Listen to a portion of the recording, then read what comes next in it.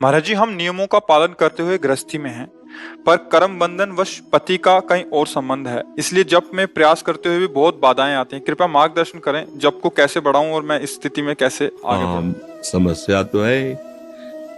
धर्म की प्रधानता वाले देश में व्यभिचारिता का प्रमाण बढ़ता ही जा रहा है।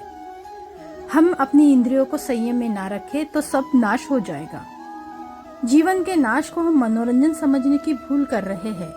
और इसी विषय में सुनिए कि महाराज जी ने कितने अच्छी तरह से हमें सबको समझाया है। राधे राधे।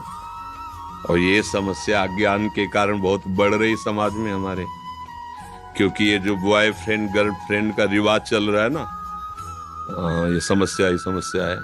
बच्चों को नजर नहीं आ रही ये बात। मान लो ये तो कामाशक्ति के कारण आगे बढ़ती है, लेकिन आज हमारे संस्कार ही डाले जा रहे हैं। जिसे आप समस्या कर वही संस्कार डाले जा रहे हैं। अब बोलो, एक लड़का कई बच्चियों से, एक बच्ची कई बच्चों से, क्या जीवन उनका होगा? क्या जीवन होगा? उनको तो पता नहीं कि इसका परिणाम क्या होता है, बेविचार का परिणाम क्या होता है, उनको पता नहीं। बच्चे खिलवाड़, वैसे ही इंद्रियां विषयों की तरफ आकर्षित होती है और छूट मिल गई। एक वर्ष हम जैसे बच्चे मिलते तभी, हमारे तो समय में था ही नहीं, ना मोबाइल था और ना ये रिवाज थी। पवित्रता, धर्म, मर्यादा, ऐसा नहीं। हम भारतवासी, हम कोई विदेशी नहीं है। हम भारतवासी जहां धर्म की प्रधानता होती है। अब सोचो, वो बच्चा 10, 12, 15 वर्ष की अवस्था में ही बेविचार दोष से युक्त हो गया। उसके मित्र से होता है, तुम्हारा क्या बॉयफ्रेंड है? बोले उससे ब्रेकअप हो गया है, उससे अब हो। ये क्या, इसे क्या कहते हैं? बेविचार। इसका स्वरूप क्या आता है?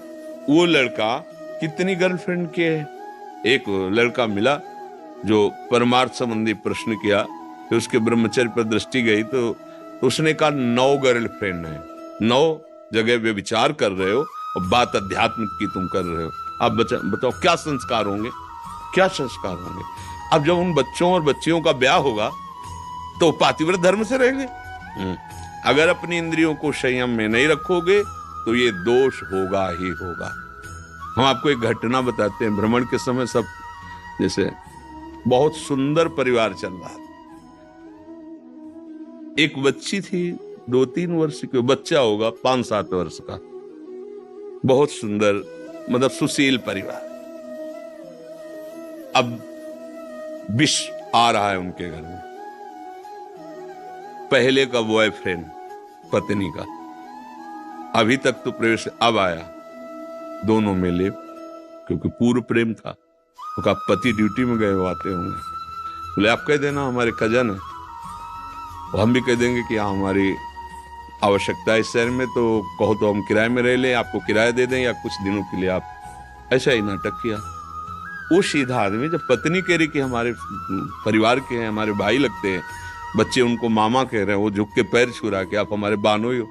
लगता है यार कि क्या है, अगर महीना 15 दिन के बाद से आप रह लीजिए, किसी कार्य का वो बहाना बना के, ठीक।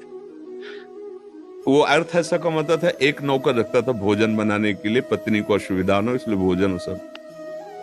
पत्नी ने हल्का जहर, उससे कहा तुम किसी काम में उसको लगा दो, हल्का जहर भोजन में डाला तो बच्चे बेहोश हो गए और वो बनाने वाला बूढ़ा बेहोश हो गया। और वो ड्यूटी जाता था। दोनों बच्चों को उठाया और थोड़ा ऊंचा एक पर्वत जैसा था, उससे जाके पटक दिया। दोनों बच्चे मर गए। इसके बाद लौट के आई, रिपोर्ट लिखाई कि मेरे बच्चे को ये जो मेरा काम करने वाला आदमी है ये गायब कर दिया। अब उसको जब चेतना दिलाई गई तो उसका कहा बच्चे कहाँ हैं?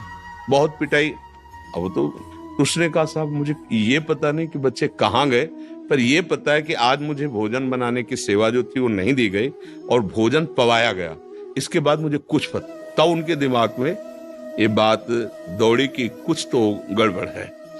तो उन्होंने कहा कि हम तुम्हें तब तक नहीं छोड़ेंगे, नौकर से कहा, जब तक हमें पक्का तुम्हारी सफाई की बात नहीं। तो उनका साहब हमें लगता है कि हमारे साहब को भी कुछ न कुछ खतरा हो जाएगा अगर आप सावधान नहीं रहेंगे। मुझे ऐसा लगता है कि मेरी मालकिन कुछ गड़बड़ कर रहे हैं। चाहे जितना मार डालो, हम आपको सच्ची बताते ना, मुझे बच्चों का पता है और मैं कैसे बेहोश हुआ ये मुझे पता नहीं, पर भोजन मुझे आज पवाया गया है। तो वहां लगा। तो बोले तुम चलो, हम तो हमारी दृष्टि में रहोगे, हम पीछे पीछे शादी वर्दी में चलेंगे, तुम घर जाओ और फिर हमें बताओ क्या है। तो वहां जाके देखा कि कुर्सी में साहब बंधे थे जो पति थे। बस थोड़ी अगर विलंब हो जाती तो उनका भी गला घोट के मार दिया जाता। वो केवल इस बात से रो रहा था कि हमने तुम्हारे साथ क्या गलती की, तुम्हें बराबर प्यार दिया, सब सेवाएं दी, और आप हमारे साथ बचपन से गलत संस्कार है, अपनी ममता का गला घोट दिया एक वासना की पूर्ति के लिए। चाहे पति हो भाई, चाहे पत्नी हो, ये जो हम चिल्लाते रहते हैं कि ये गर्ल फ्रेंड हो, बॉय फ्रेंड हो, ये कौन सा रिलेशन, ये जो चले ना नए सभी पद्धतियां तुम्हारा सर्वनाश कर देंगी। तुम्हें लगता है कि हमारा मनोरंजन हो रहा है, नहीं, बहुत जीवन जो तुम्हें मिला अमोघ। पुराने जनों के आचरणों को देखो, पवित्र कैसे माताएं बहनें पवित्र, कितनी निष्ठा, कितना भाव। आज हम लोग समझते नहीं, पत्नी चाहे जितना प्राण समर्पित कर दे, हमारा दिमाग खराब है बाहर के लिए, पति चाहे जितना दुनिया की सामग्री लाके सजा दे, नहीं, तो ये सुधार नहीं होगा, ये सुधार नहीं होने वाला, पक्का लिख लो। व्यभिचार दोष से युक्त जिसकी इंद्रियां हो गई, ये किसी तंत्र मंत्र से सुधरने वाली नहीं है। अगर आप चाहो तो सुधर सकते हो, पर अब बिगड़ेल मन है, 10 दिन सुधरोगे, 15 दिन, फिर 20वें दिन वही करोगे।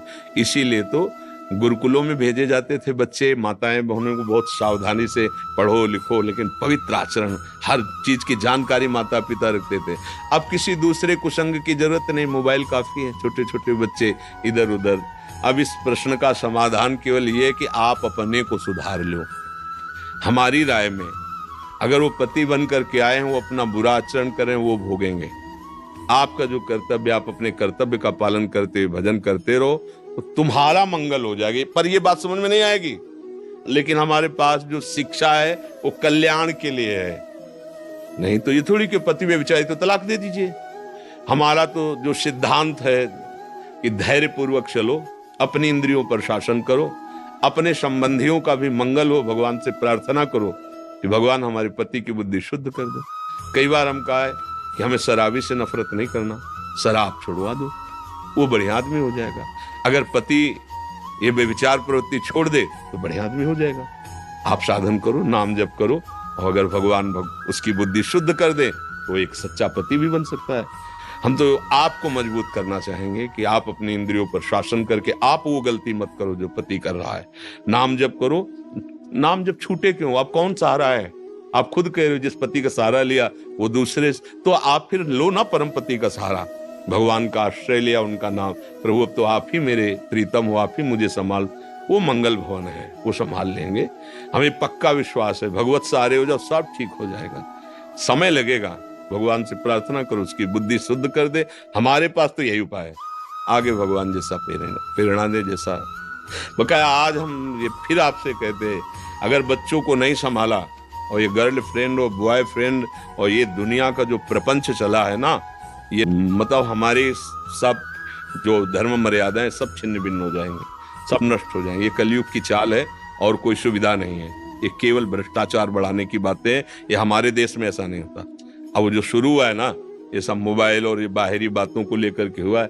हमारा तो धर्म का देश है, जहाँ एक पूज्य भाई जी हनुमान प्रसाद पोद्दार जी ने इसमें लिखा था कि सम्राट अकबर जब यहाँ आया हुआ था तो बहुत से राजपूतों का कत्ल किया गया, राजपूतों का कत्ल हुआ, और वो रात्रि में स्वयं तैनात होकर के सैनिकों के साथ, तो देखा कि जहां राजपूतों की लाशें थी वहां कोई एक नवयुवक सैनिक के वेश में दीपक से लाशों को देख रहा है। वाह ए सावधान, तो छोटी सी एक चाकू खोसे हुई थी, तुरंत चाकू पे हाथ लगा, हाथ ऊपर करो, शांत खड़े रहना। नजदीक जाके देखा तो लड़की है 12-14 वर्ष की। साहब तुम यहां कैसे, तुम कोई शूरवीर योद्धा सैनिक तो हो नहीं, कैसे यहां? तो उनका हमारा ब्याह तय हो गया था और हमने सुना है वो राजपूत युद्ध करते समय मारा गया है, तो मैं अपने पति के शव को, ब्याह हुआ नहीं था, ब्याह तय हो गया था। वो कहा, बोले नहीं हम भारतवासी हैं, एक बार जिसको स्वीकार कर लिया, एक बार। ये निष्ठा कहीं विदेशों में थोड़ी है, ये तो हमारी भारतीय निष्ठा है। आश्चर्यचकित हो गया अकबर और ससम्मान के साथ उसके शव को उसके साथ विदा किया। जब सावित्री जी को पता चला कि मेरे पति की आयु तो केवल 1 वर्ष है, जिसको मैं वरण कर रही हूं, तो उन्होंने, पिताजी ने कहा कि खूब ऐश्वर्य है, अभी ब्याह तो हुआ नहीं, तुमने वरण किया मन से, दूसरा पति है उनका? नहीं। धर्म कहता है एक बार जिसको स्वीकार कर लिया, अब जीवन में दूसरा बचा लिया, यमराज से बचा लिया, नहीं बचा लिया। तो मुझे लगता है कि यदि हम पवित्रता से चले सब तो ठीक हो सकता है। ये हमारे बच्चों में जो संस्कार पैदा हो रहे हैं, भय लगता है, भय लगता है। तुम इसे मनोरंजन समझ रहे हो? जीवन के नाश को मनोरंजन समझ रहे हो? मदिरा पीना, छोटे छोटी अवस्था के बच्चे बेविचार, ये मनोरंजन है? ये अवस्था मनोरंजन की है? नाश। क्या मन की दशा होगी, क्या बुद्धि की दशा होगी, क्या तुम्हारा एक पति के प्रति प्रेम होगा, क्या तुम्हारा एक पत्नी के प्रति प्रेम होगा, क्या तुम्हारा एक घर बचे। सोचो, तुम्हारा अलग विचार, पत्नी का अलग विचार, तुम्हारा अलग मित्र, उसका अलग मित्र, एक ही घर में रहना, कैसे जियोगे? कैसे तुम्हें शांति रहेगी? कैसे तुम्हारा हृदय आनंदित रहेगा? तो भाई अब ये बातें कहा जाता है कि तो बाबा जी हैं, इनको क्या पता, ये तो अपने शास्त्रों की गाते हैं। अरे नया आधुनिक समाज, वीआईपी सिस्टम है, वीआईपी लोग हम हैं भैया, हमें ऐसे वीआईपी पने से डर लगता है जो तुम्हारे घर का नाश कर दे, जो तुम्हारी पवित्रता का नाश कर दे, जो तुम्हारे धर्म का नाश कर दे। तुम्हें पता नहीं ऐसा। तो सखी, मुझे लगता है कि भगवान का आश्रय लेकर भगवान से प्रार्थना करो कि पति की बुद्धि शुद्ध हो। भगवान बड़े कृपालु हैं। जो जीवन है भगवत भजन करते हुए व्यतीत किया जाए, यही सार है।